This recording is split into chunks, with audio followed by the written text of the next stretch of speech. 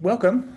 Thank you for joining us. My name is Dean Lee, and I'm professor of physics at the Facility for Rare Isotope Beams at Michigan State University. Today's public talk is part of an initiative at the Facility for Rare Isotope Beams called the Advanced Studies Gateway. The primary goal of the Advanced Studies Gateway is to inspire people. We bring together researchers, innovators, creative thinkers, artists, and performers from all fields and strengthen ties between Michigan State University and the community. Today, we have the pleasure of presenting a public lecture by Professor Doerte Blume entitled Helium from an Extremely Weakly Bound Molecule to Superfluidity. Professor Blume received her PhD in physics in 1998 from Georg August University in Göttingen, Germany. She then did postdoctoral work at GILA, University of Colorado in Boulder, and then became a faculty member in the Department of Physics and Astronomy at Washington State University. Then in the summer of 2017, Professor Blume relocated to the Homer L. Dodge Department of Physics and Astronomy at the University of Oklahoma. She is a fellow of the American Physical Society and has received a Meyer Distinguished Professorship at Washington State University and a Bush Lectureship at the University of Oklahoma.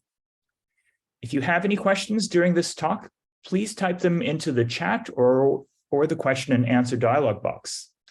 At this time, it is my great pleasure to introduce Professor Blume.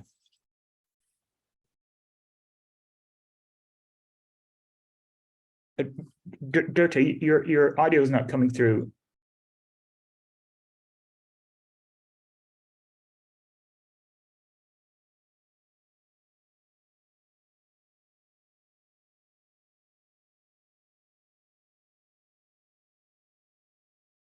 Yeah, I still not hearing audio for some reason.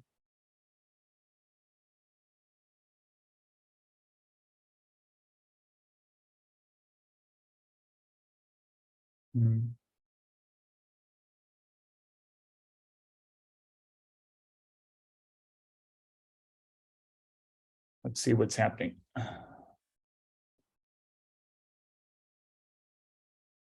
Let me see, does this work? Yeah. Okay, great. Okay.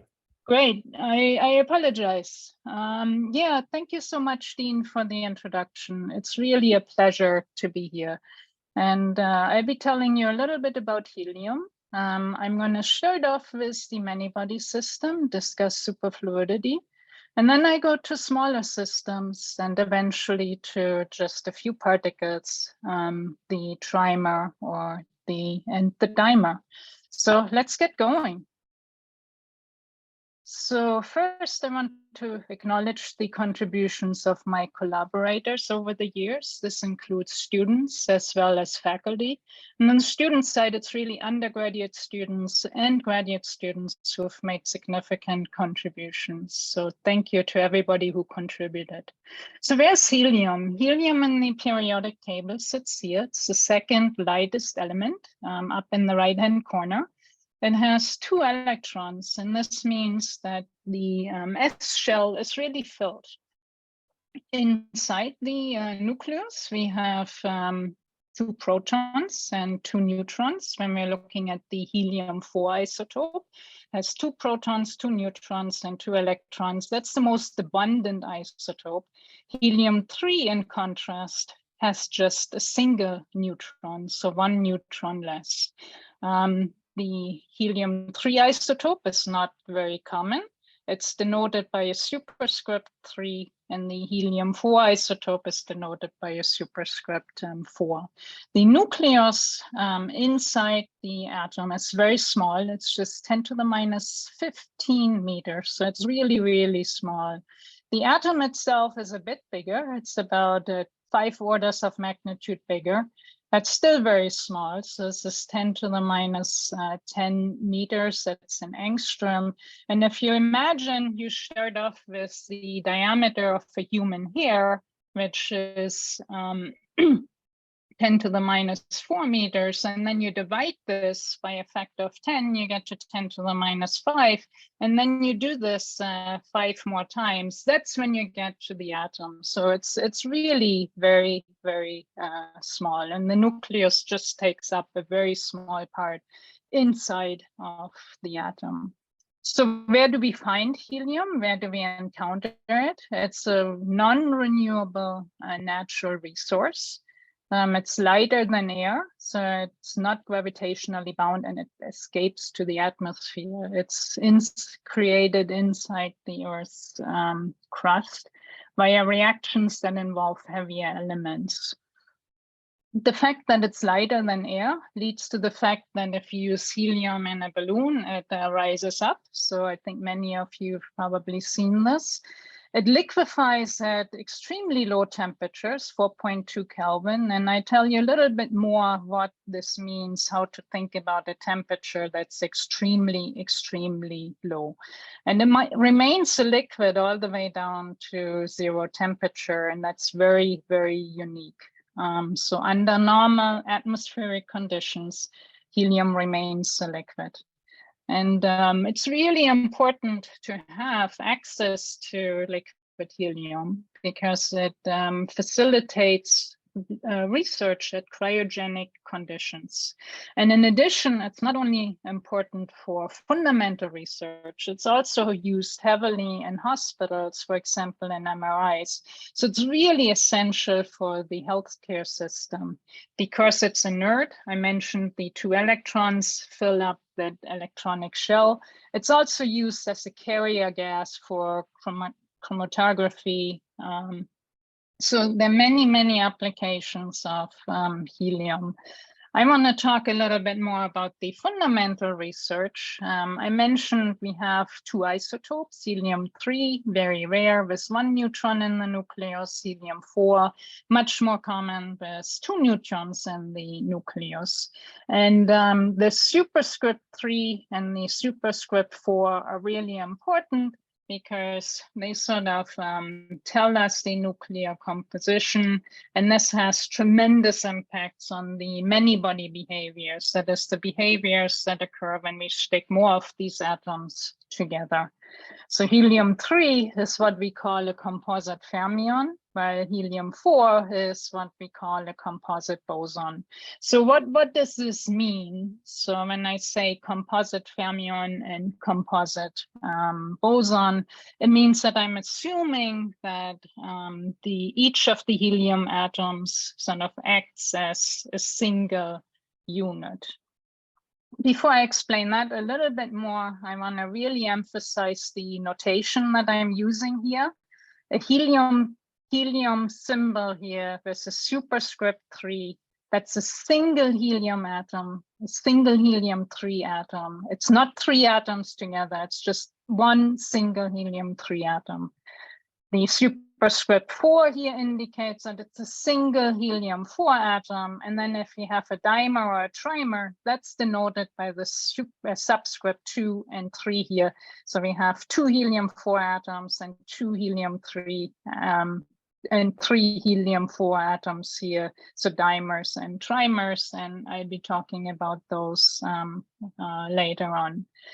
As I mentioned, helium is pretty inert, so both helium-3 and helium-4 have 2 electrons, and the ionization energy is 24.6 electron volts. That's actually quite a large energy. That's the energy needed to rip off 1 electron from the outer shell.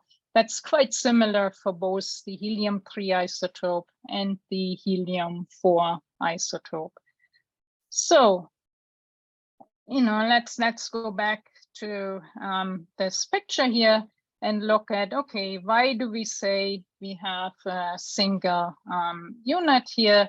Let's say we take a soccer ball as an analogy and hit the soccer ball against the wall.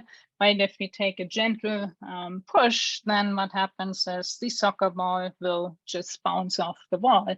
And this is an analogy for, we can actually think about each of the helium atoms as an individual unit or as a point particle in this context.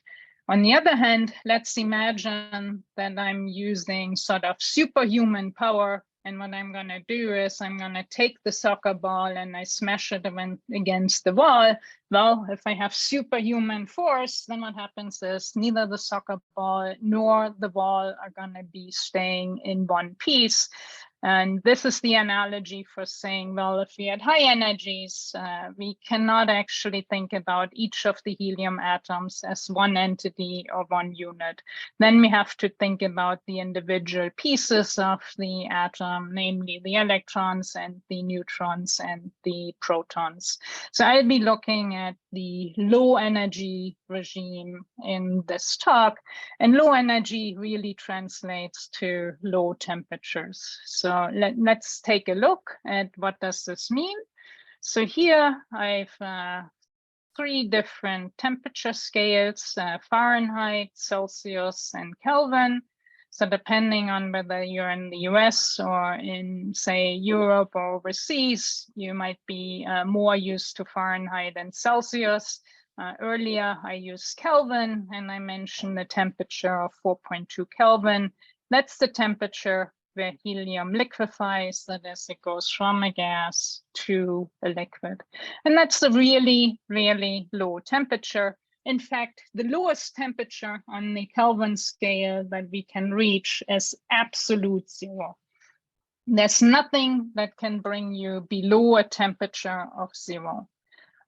Just to put this a little bit into context, the freezing point of water, that's something we're all used to, that we're familiar with, sits at 32 Fahrenheit, 0 degrees Celsius, or 273 degrees Kelvin.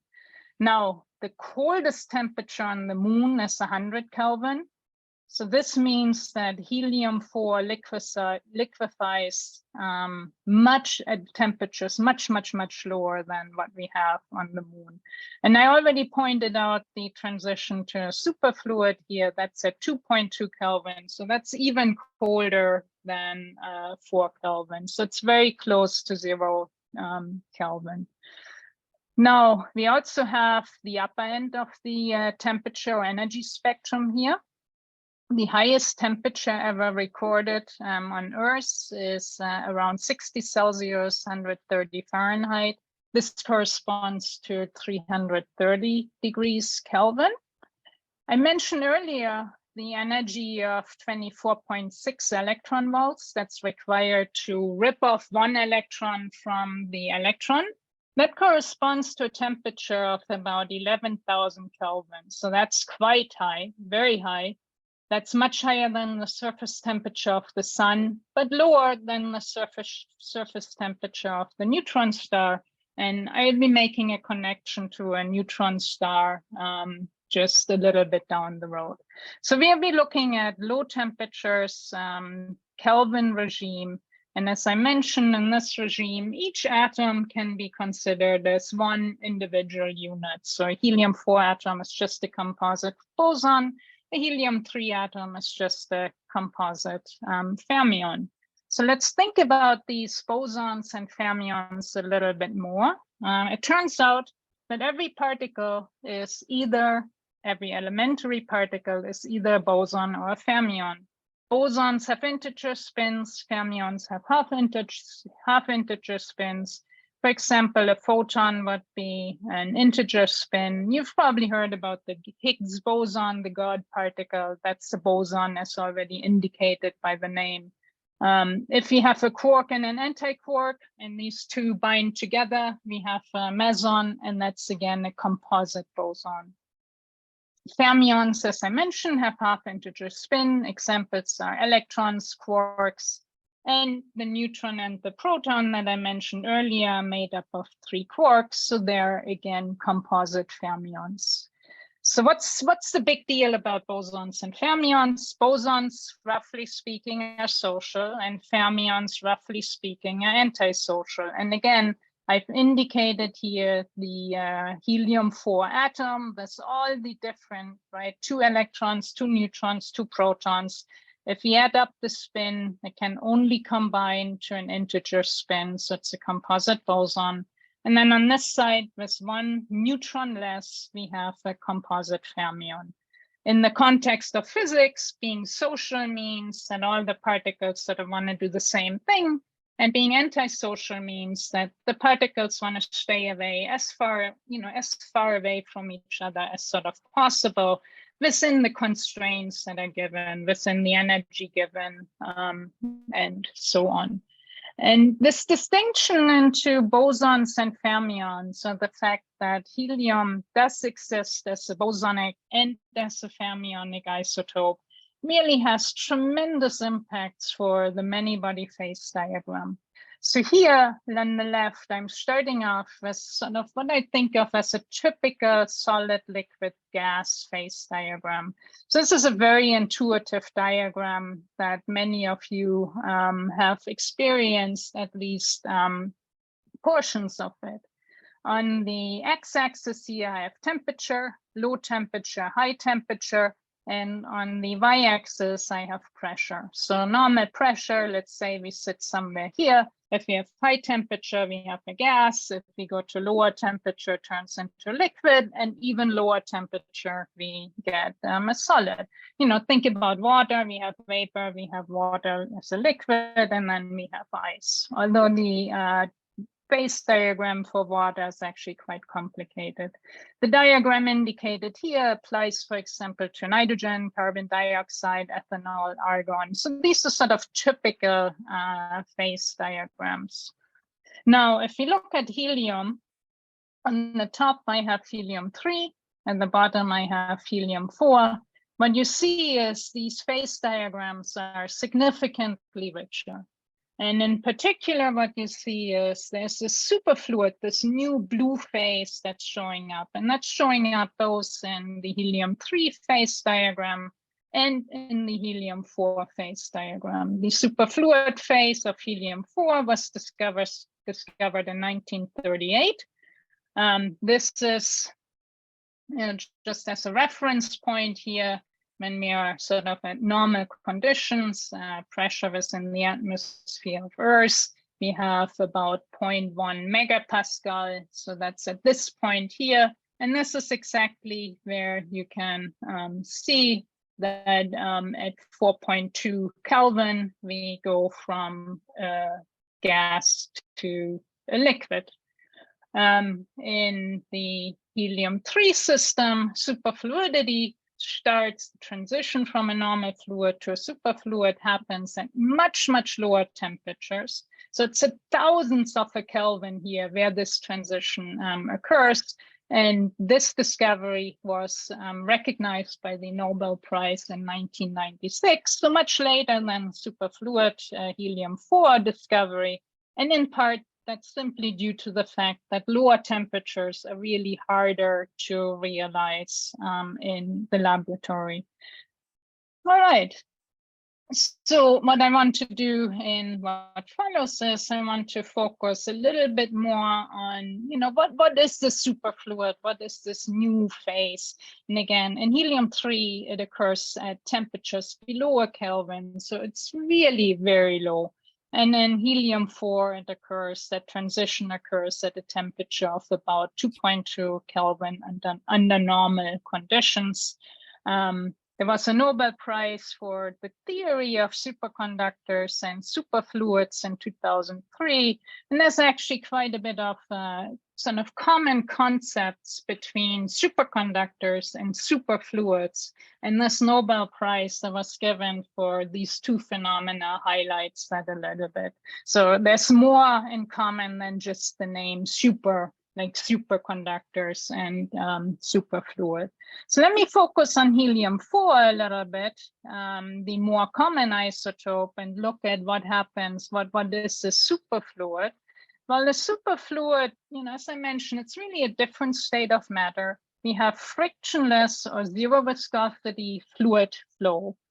So that's quite amazing. What does this mean? So let's look at this container here. So it's really a nice container. It holds liquid helium. So helium-4, the more common isotope. And you can see this is sort of this level up to which the container is filled. And what is happening is because of the superfluid character, so this is at low temperatures, the substance, the liquid crawls up, it sort of creeps up the wall, over the wall, runs down, and then it drips down here. So this is directly a signature of superfluidity. And on the right-hand side, this is just sort of sketched here. Just schematically, it's the same thing. We have this fluid, it creeps up the wall, runs down the outer surface, and then starts dripping down. It's sort of, helium really loses all of its internal friction. That's what the superfluid means. And because of this, there's this really rather counterintuitive behavior that can happen. So this is quite amazing. You might say, well, why do we care about this, right? These are laboratory conditions, very low temperatures, you know, we usually don't see this. Well, let's go to a completely different system, maybe a neutron star.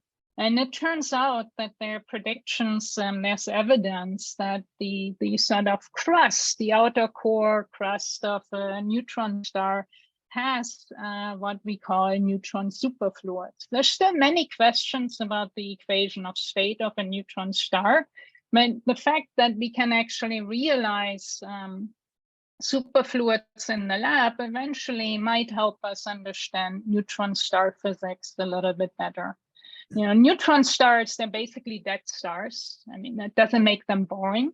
They're quite amazing. They have a mass comparable to the sun, so that's quite heavy.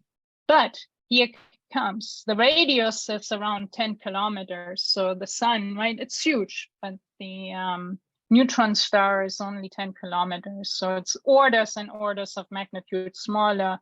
And this means that it really has an extremely high density, and that density is roughly comparable to what we find in the nuclei of our atoms. And so it's quite amazing. It's really amazing how these concepts, like superfluidity, occur in helium systems that we can realize on Earth. And then they also show up in nature. In neutron stars. And you might have heard neutron star mergers are really like giving rise to gravitational waves. So there's sort of, there are a lot of connections and interesting things. All right, so, you know, so far I've talked about big systems. So we call these bulk helium systems. It's, you know, for all practical purposes, it's infinitely many particles. If you want a number, what is infinity in this context? Avogadro's number, 10 to the 23 atoms. That's a lot of atoms. So in this experiment that I'm depicting here, this is from 2014. What people have done is, so you read this from the back forward, so there's sort of a beam coming at us, and there's a nozzle here. We have a helium gas coming out. As the helium travels downstream, it forms droplets. These droplets they're still pretty big, of the order of 10 to the 10 atoms, so not 10 to the 23, just 10 to the 10, and it's certainly more atoms than any of us can count in a day. These droplets form, and they have vortices in them. These vortices are sort of little excitations. You can think about them in this way, and they're very characteristic for superfluids. They've already been observed previously in the bulk system, and here they're being observed by now sort of picking up xenon that's being embedded inside the core of these vortices. But sort of the key point that I want to make here is that we now have facilities, in this case, a linear accelerator, coherent light source, that can actually image these vortices. So it's basically an X-ray image. And if you look at these images here, these are little vortices that have been identified.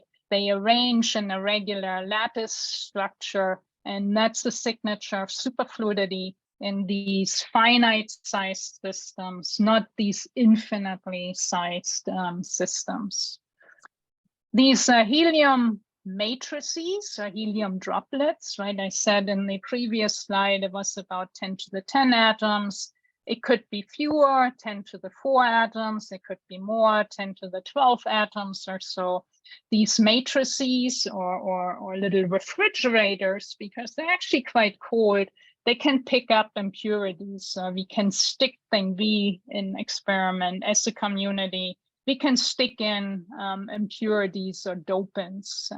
In this case, it's depicted in SF6 molecule, which is a very commonly studied molecule where we know the spectroscopy very well.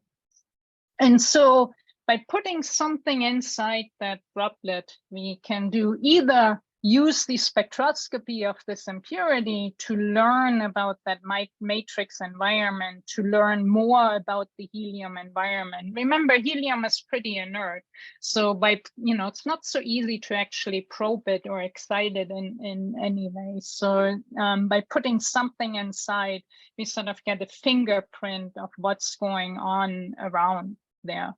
And then on the other hand, we can really consider this refrigerator, this matrix, basically as a micro lab.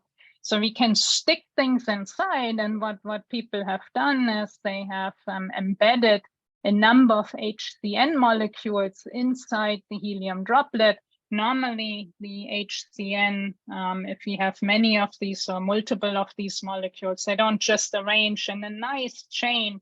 But due to this ultra cold environment, this very cold environment, the HCN molecules just sort of arranged in a nice chain. So it's sort of, again, realizing a state that's not accessible otherwise. And actually, these droplets have also been used to capture proteins. So one can now look at proteins at very low temperatures. And that's pretty neat as well. Of course, in the human being, that's not the temperature we have, but it gives us a way to access these systems under conditions where we can do certain experiments that we would otherwise not be able to do. So it sort of gives you a little bit of a, yeah. So there's a question from Gordon Bush. The question is the creeping of superfluid helium up the wall a surface tension effect, or is it driven by some other phenomenon? Yeah, it's not so much a surface effect in the sense that if you took normal liquid helium, this wouldn't happen. So you really need the superfluidity of the system and the fact that you're sort of losing this internal friction. So it's very particular, not just to the surface, but really to, the real equation of state, if you want. You wouldn't see this with the normal fluid. Put water in a glass, you never see that creep up the wall, right? So it's really nice. Yeah, thank you for the question, really nice. Yeah, I've talked about, the many-body system. I talked a little bit about this mesoscopic regime where we have clusters. And next, what I want to do is I want to go to just 2 or 3 of these atoms bound together. But, I want to point out that this theme here that I'm pursuing, namely looking from the big system all the way to just a few particles, right, going from bulk helium to clusters that might have impurities or might be doped, possess microscopic superfluidity, to just 2 or 3 helium atoms. This theme is really a common theme pursued in physics. If you think about conductivity, superconductivity, you can also look at this in the context of metal clusters, so finite-sized systems. And you can ask, how many atoms do I actually need to get conductivity or superconductivity? Similarly, if we look at ultra-cold atomic boson Fermi gases, which are, again, many, many orders of magnitude colder than what I am talking about here, you also have this opportunity to go from very big systems to very small systems, and the sort of building things up step by step from small to big. That's really a common theme within physics that's led us to understand quite a few things. So this is sort of the intermediate regime. Here I'm going from 1,000 helium-4 atoms on the right might see here on a logarithmic scale to just 2 helium atoms down here. And if you look at the energy per particle, what you see is it's really a nice, smooth behavior. So what this tells us is that, there are no particularly stable systems, no particularly unstable systems. There's no shell structure. It's really a quantum liquid all the way down, and it's pretty smooth behavior. And indeed, we can describe this by a liquid drop model, which has a volume term and a surface term. This is actually not so dissimilar from how we describe some of the nuclei, except that nuclei are much more complicated. They additionally have a Coulomb term due to the fact that the nucleus also has protons, which carry a charge.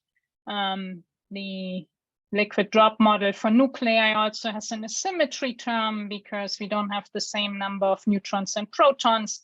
And the liquid drop model for nuclei also has a pairing term that we don't have here. So we really just have these first two terms here, and it's a rather nice, simple description of the helium clusters. They're really just droplets. Think about water droplets. They can't sort of really push. They're non-compressible, incompressible, but they're quite small here. So you can't really see a cluster consisting of 1,000 helium atoms by your naked eye. So what I want to do now is I want to look at the really low end, the really low particle end here, just 2 and 3 particles. And I want to see, what happens here.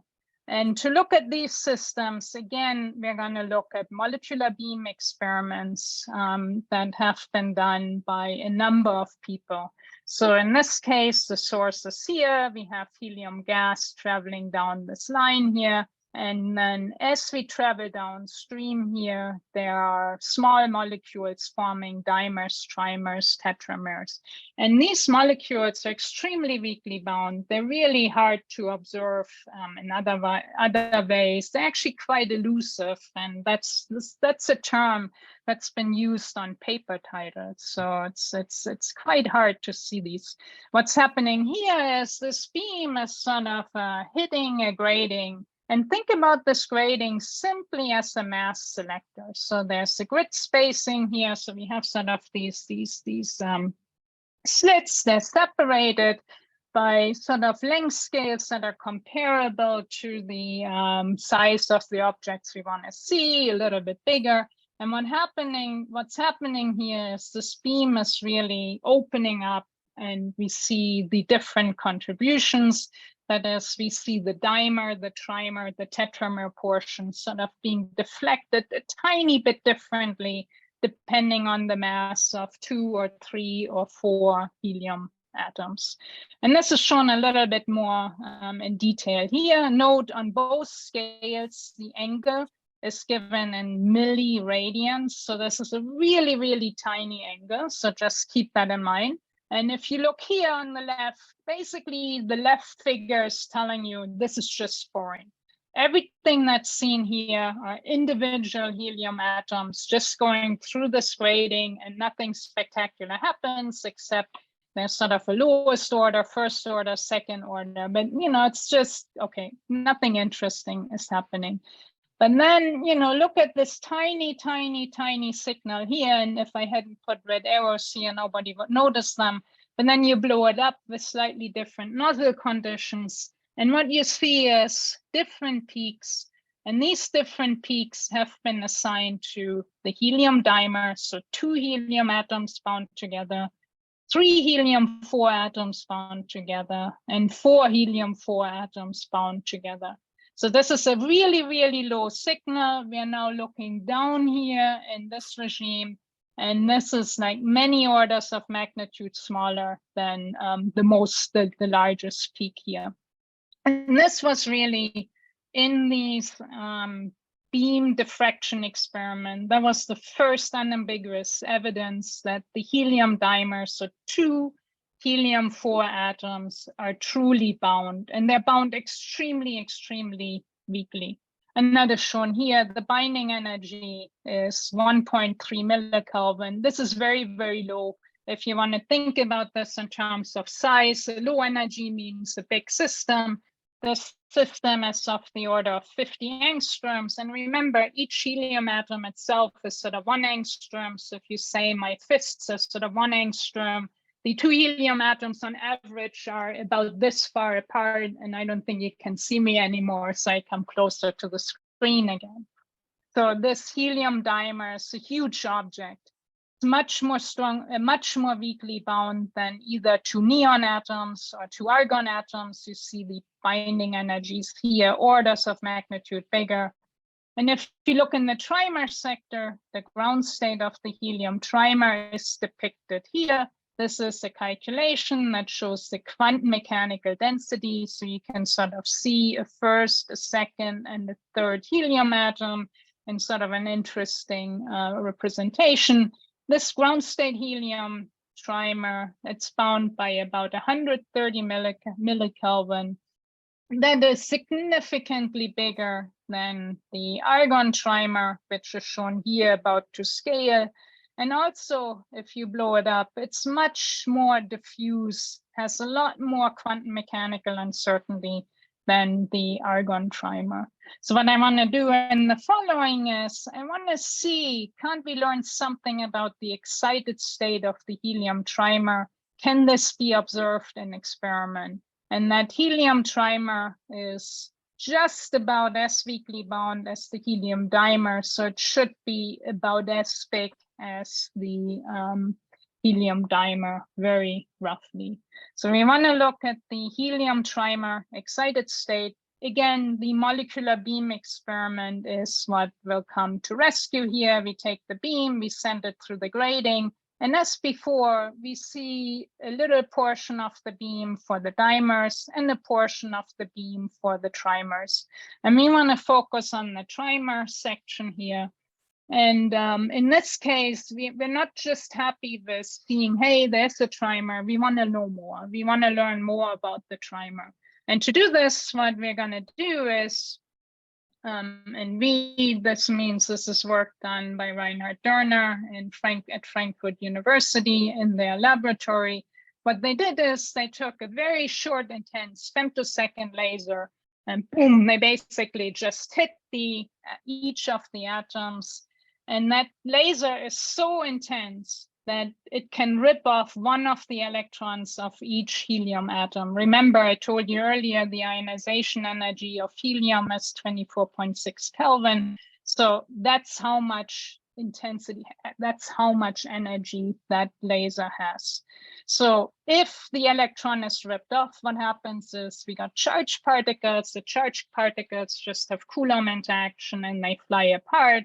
So essentially what this allows us to do, it allows one to look at, sort of record the ions, measure the energy and momenta, and then sort of go back and say, hey, you know, before this ionization happened, this is what the quantum mechanical state of the system was. So it's really a very, very nice method to really look at the system and extract its quantum mechanical behaviors. And this is what one finds. So from the signal, one can get what's called the kinetic energy release. And essentially what this means is if this kinetic energy release is big, which is on the right-hand side here, shown in blue, this means that the particles before this Coulomb explosion were relatively close together. If this kinetic energy is small, it means that before this explosion, the particles were further apart from each other. And this blue signal comes from the helium trimer ground state, which is more tightly bound. And the red symbols here, that signals the presence of the helium trimer excited state. So this is the first time that the helium trimer excited state has been identified in experiment. This is a theory curve here, and it agrees very nicely. And even though you might say, oh, this plot looks a little bit messy, one can actually do really nice analysis on it. One can extract from it the probability to find two particles at a given distance from each other. That's shown here. Again, this is a logarithmic scale. So we have 100,000 and 10,000 here. But what you can see is that in the excited state, the two particles or any two particles are as far separated from each other as 300 angstroms. So this trimer excited state is really, really big. And from this tail, you can actually extract the binding energy, and that agrees really nicely with theory predictions. In addition, what one can do is one can do even more. One can go ahead and sort of say, one can go ahead and look not only at the probability of finding two particles from each other, one can actually reconstruct the entire density quantum mechanical probability distribution of the trimer. This is done here in the middle plot based on experimental data. So this is a quantum mechanical density of the helium trimer excited state and agrees really nicely with the theory calculations. Again, this is a little bit of a funny representation, but you can see a first lobe, a second lobe, and a third lobe. So this means we really have 3 helium atoms here. And the agreement between theory is really, really striking. If you look here on the right, and you look, okay, this is for the ground state, that's a theory calculation. At first sight, actually, this looks very similar to the excited state. But then you look a little bit closer and you see, oh, here we only go out to 15 angstroms. Here in the middle for the excited state, we go out to 150 angstroms. And so this means that the excited state is really 10 times bigger than the ground state. And this is in agreement with what we would expect for an FMOF state. Okay. There's a question that I'm seeing. Is this a true FMOF state? Shouldn't it be 20 times larger? So this is a really great question. Thank you, Chris. So I do have a plot here to answer this. Let me go to the next slide. So this is a little bit of a technical slide, and this is one that I was gonna skip over more or less. But to address the question that just appeared in the Q&A, I can use this slide very nicely. So this is the excited state energy, and this is the ground state energy. And if we were sitting at unitarity, what we would expect is, we would expect that the excited state is exactly 22.7 times larger than the ground state. And also, if we were going out radially, so say we were connecting this point here with this point down here. So if we were going out radially, we would also expect a factor of 22.7 and difference between this state here and this state here. But the helium system has a fixed scattering length, and so we are not going out radially on this plot. We are actually going vertically, and so this means that it's only about a factor of 8. So you can't directly apply the radial scaling law. You have to sort of translate it and look at, in a sense, 2 rays, one that's going out this way and one that's going out this way. So it's an excellent question. And everything we've seen is consistent with the fact that the excited state has FMOF it's like pretty much a pure FMOF state, and the ground state has FMOF characteristics. Now you might say, okay, why are we so excited about FMOF characteristics and FMOF states? What is all this about? And it turns out that the concept of FMOF states and FMOF physics, that goes back quite a ways. This goes back to Vitaly Efimov, and this is a paper that I'm showing here from the 1970. And Vitaly Efimov actually predicted the existence of Efimov trimers. So these really rather peculiar, extremely weakly bound states in the context of nuclear physics, either to appear for, to exist for the triton. So this is a nucleus consisting of one proton and two neutrons. So this is the heavy isotope of hydrogen. Tritium atom is associated with it. Or for 3 alpha particles, that is the carbon nucleus just thought of as consisting of 3 alpha particles. And indeed, the nuclear chart, there's a lot of characteristics that follow Efimov's theory. But these concepts, as I've shown you, also show up in the atomic context. So it's a really nice connection between atomic and nuclear physics. And the inaugural Faddeev Medal was awarded to Vitaly Efimov and Rudy Grimm in 2018. I already highlighted Efimov's seminal contributions for this topic. And Rudy Grimm performed measurements not on the atomic helium system, but on even colder systems, bosonic gases, atomic bosonic gases, and confirmed a lot of the predictions from Efimov theory in a different context. So it's really, really beautiful work that's really unifying different fields of physics. So I talked a bit about the trimer. I talked about some of the droplets, bigger droplets.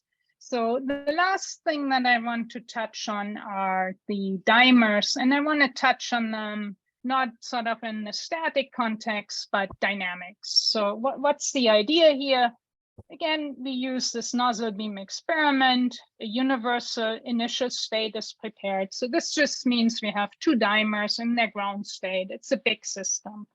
And then what we will do is we will interrogate the initial state. So it's going to be a fast and intense pump laser that takes the system out of equilibrium.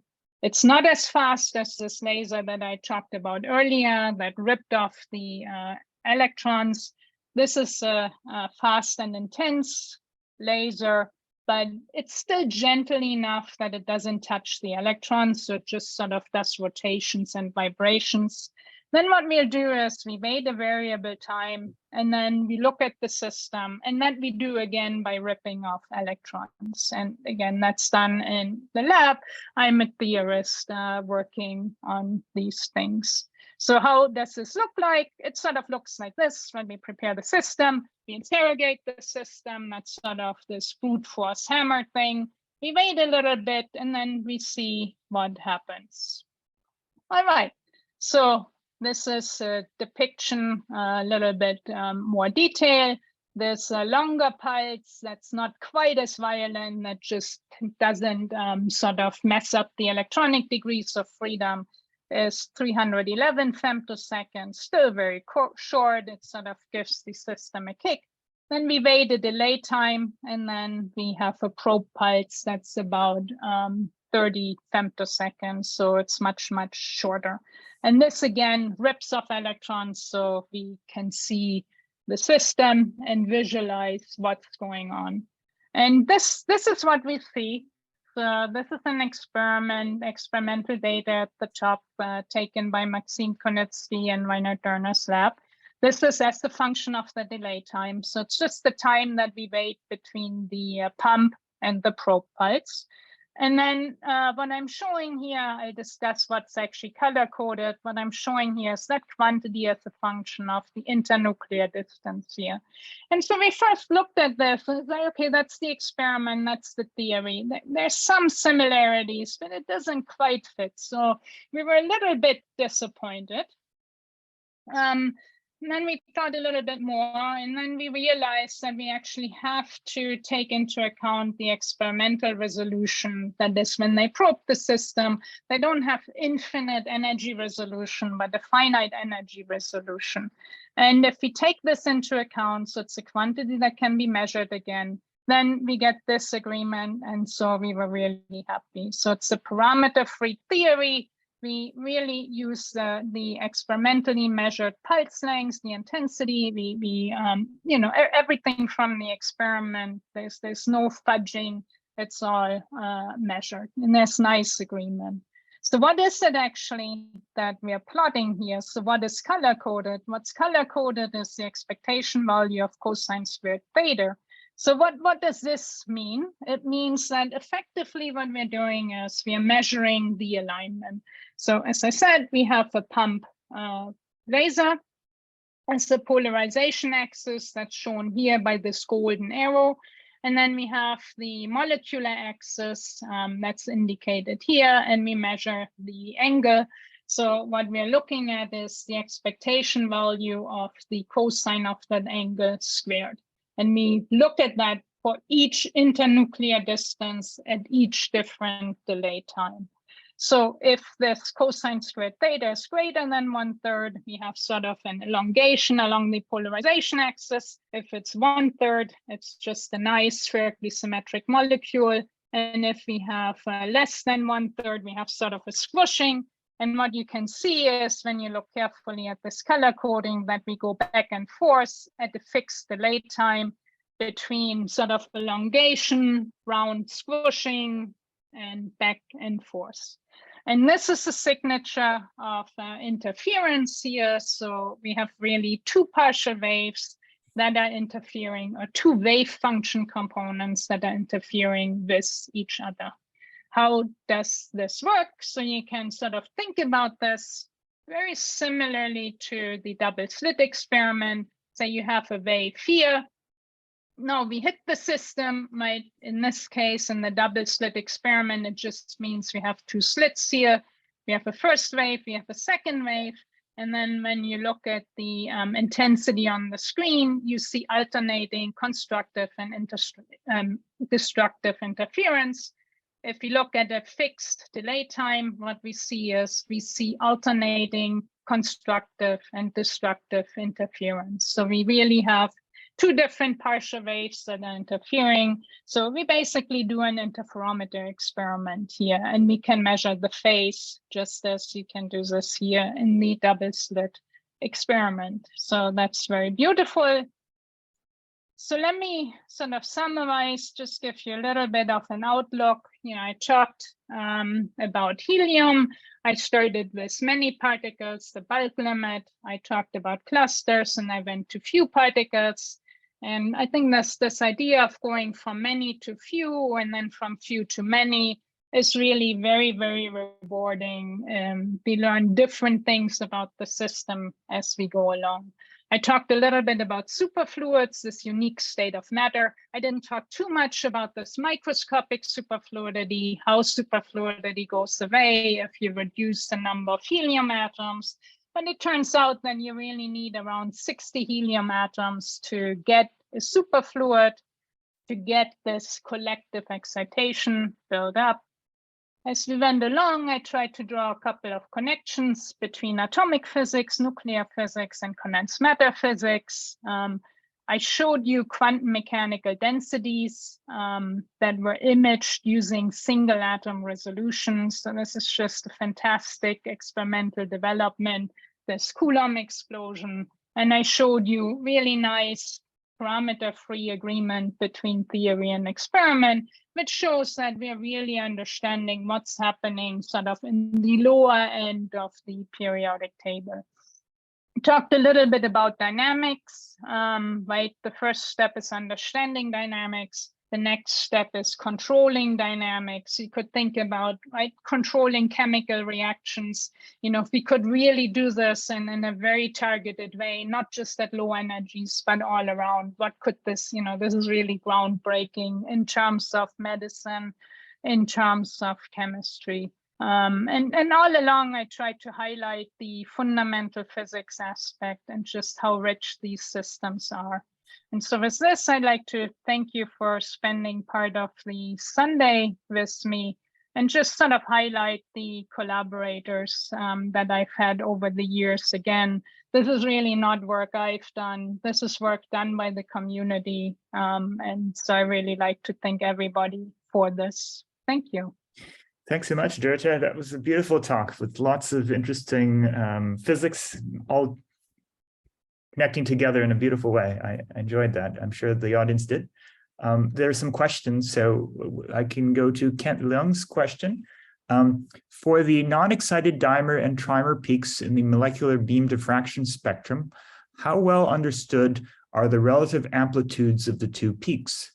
If I'm not mistaken, there was a slide that said the trimer is more tightly bound, but trimers might be harder to make probabilistically. Yeah, so thank you for this nice question. So there are a couple of comments. How many dimers you get in the experiment versus how many trimers you get in the experiment depends a lot on the nozzle conditions. So what is the sort of pressure that you have in your nozzle, and also what's the temperature? So you can basically just say, you know, in which way do the atoms really come out of this nozzle? So there's a lot of try and error involved in the experiments, and the formation of these dimers and trimers as tetramers as they travel downstream, that's actually currently not a fully understood topic. So there's a lot of theory that could be done to better understand, you know, what governs, what determines the formation of the dimers and the trimers. It turns out, you know, you would say, and this is something that was tried a long time also in Peter Tönnies' group, who's sort of one of the inventors of this on the experimental side. So when they tried to look for the excited state of the helium trimer, what they did for a long time is they tried to optimize and get more and more ground state trimers. And then they were hoping that, you know, they would also get more excited state trimers. But it turns out you're much better off to produce more dimers, and then you're actually having conditions that are more similar to conditions that also lead to the excited state trimer formation. So there's really a lot of try and error involved in the experiments. These are long experiments, they're difficult, and I deserve no credit for any of the experimental efforts. It's just amazing what is being done. Okay. There's a question by Forrest Stevers about the influence of gravity for the few to the many-body system. So helium is not influenced by gravity, but it is affected by gravity when it becomes a liquid. For example, staying in the cup and dripping from the bottom. Seems a silly question, but why does it gain weight? I think it's a comment about why it's neglected in the few body case, but why it's important in the many body case is my understanding. Yeah, so I mean, this is an interesting question, right? So this sort of walking up the wall, that's really due to superfluidity, and you know, of course, gravity is there. Now, when we look at the few body systems, when we can't per se speak about a phase diagram or a phase. We just have 2, 3, 4, 5, 6 particles or so. And if we look at the characteristics there, the gravitational force really can be neglected. So when I mentioned at the end that, one of the interesting aspects is how many atoms, helium-4 atoms, do you actually need to get superfluidity? I mentioned that you need about 60 helium-4 atoms to get superfluidity. And this comes both from theory and experiment. The way the theory is done is, what one is looking at is sort of this characteristic Roton minimum. So it's basically looking for when does this excitation that's so characteristic in the many-body system, when does that first emerge? And it turns out you need about 60 helium atoms for that. And experimentally, what can be done is you can actually sort of look at when you have these droplets and say, you know, if you were able to not make just these big droplets, but you were able to make them smaller and smaller, then you can sort of look at which point does the spectrum of your impurity, the dopant, right? This thing that I said, it's this little fingerprint that you have to look at your environment. You can sort of see at which point does this change. And the way you can create smaller helium-4 atoms is that you actually have a helium-3, big helium-3 droplet, you put helium-4 inside, and then you put an impurity inside. So you sort of do an onion shell layering, and you can see when that superfluidity starts to emerge. Okay, let's take two last questions and then we'll switch to private. So there's a question by Avik Sarkar. Is there any explanation for why the dimer energy decreases as we go from argon-argon to neon-neon to helium-helium dimers? Yeah, I would say it's a nice question. And in sort of the simplest way, you can think about in terms of just the heaviness, so the weight of these atoms. So the argon atoms are heaviest, the neon atoms are a little bit lighter, and helium is yet a little bit lighter. And so in terms of how they want to move around, they're very rigid when they're heavy, and then as they become lighter, the 0-point energy goes up. Mm-hmm. Okay, there's a question by Kent Leung. Thank you for the detailed answer from the previous one. One more question, if I may. Have there been experiments on helium-3 or mixed helium-3, helium-4 dimers and trimers? Is there any interesting physics prospects in these systems? Yeah, no, there have been, not only on the cluster side, which I just mentioned in a previous answer, but also at the 3-body level. So for the dimer, if, like I said, the helium-4 system, so that dimer, it's extremely weakly bound. If you substitute one of these helium-4 atoms by helium-3, boom, you don't have binding anymore. That little decrease of the mass pushes you over the edge, and that bound state is gone. However, in the 3-body sector, if you start off with 4 helium atoms, and you start off with 3 helium-4 atoms, you replace one of the helium-4 atoms by a helium-3 atom, you still find a bound state, and that's been measured experimentally. That's been mapped out in a very similar way to what I described here. And these systems are incredibly interesting. There's, on the theory side, potential for actually tuning the interactions through the application of an external field. One challenge is it's not easy to come by helium-3 in the lab. It's becoming extremely expensive. And so currently there's not too much research, fundamental research going on the helium-3 end. Okay. But it's super interesting, and I think that these experiments have to be done. It's just incredible. Well, thank you, Doerte, so much for answering all these questions, for the wonderful talk. And thank you to everybody for coming. You're welcome to stay if you'd like. We will open up the meeting so that you can ask questions. Otherwise, thank you, everybody, for coming. Have a wonderful rest of the weekend and take care.